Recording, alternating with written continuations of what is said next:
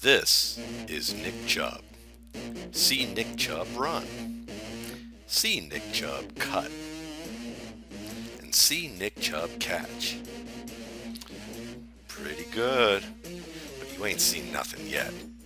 Welcome to the RSP Boiler Room. I'm Matt Waldman. The Boiler Room features analysis that I would share with NFL decision makers if they asked for a handful of plays that illustrates the talent, skills, limitations, or development potential of an NFL prospect.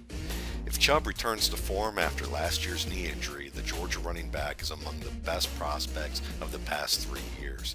Today's Boiler Room features two of Chubb's many talents, his acceleration and the savvy to manipulate defenders within the confines of a blocking scheme. Let's get started.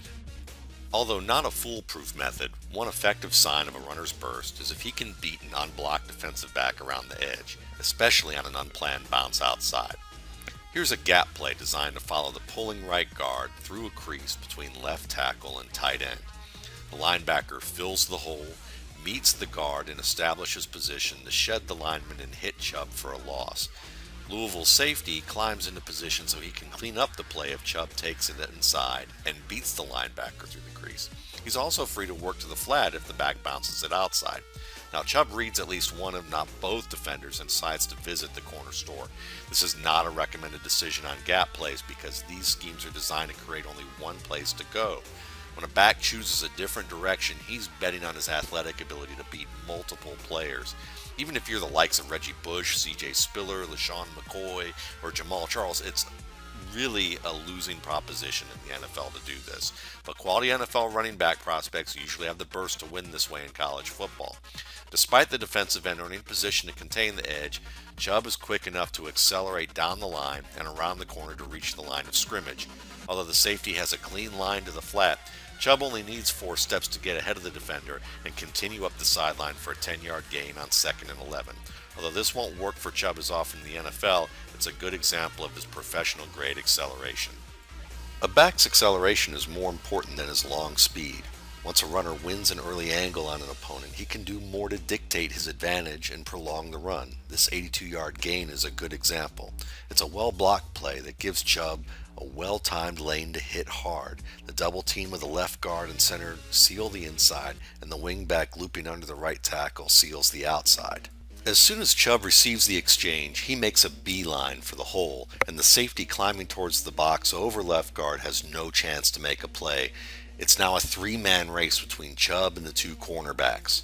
Although the near side corner has a half a yard on Chubb, and the far side corner at the opposite hash is 8 yards downfield of the back, Chubb extends this run another 78 yards before he's caught.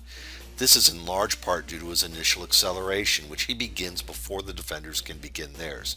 Once Chubb is in the open field, he presses the far side corner and distances himself from the near side defender. This helps him gain distance on the near side defender once he veers back to the right flat.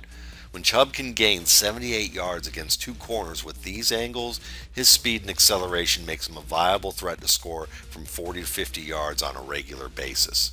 Accelerating out of cuts is a vital part of Chubb's game. Backs can't bait defenders if there's no respect for a runner's quickness. This is a zone play with a double team by the right guard and center. Chubb baits 2 defenders with 1 hard step towards the line of scrimmage as he gets the ball, the linebacker at the right hash and the safety outside the right hash.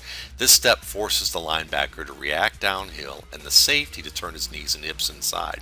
This one step opens the crease outside the double team, and Chubb's acceleration is notable through his downhill cut. It's the reason he runs through the contact with this linebacker. Here's another great press and cut with acceleration on a toss to right tackle with a fullback lead. Chubb sets up the safety, entering the crease in the right flat with a series of steps that bait the safety into thinking Chubb might take the ball further outside. Once Chubb gets the defender to commit downhill, the runner plants hard with the outside foot and accelerates through the cut past the safety at the line of scrimmage. Chubb even throws in a head fake outside to lock the safety into his track. It's great footwork and acceleration that turns a minimal gain into a first down.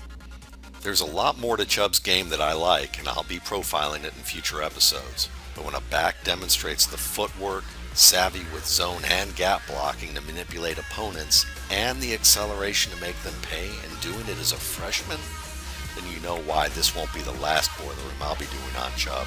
Thanks again for watching. For more Boiler Room episodes, check out my YouTube channel, the RSP Film Room, and subscribe to my blog at www.mattwaldmanrsp.com.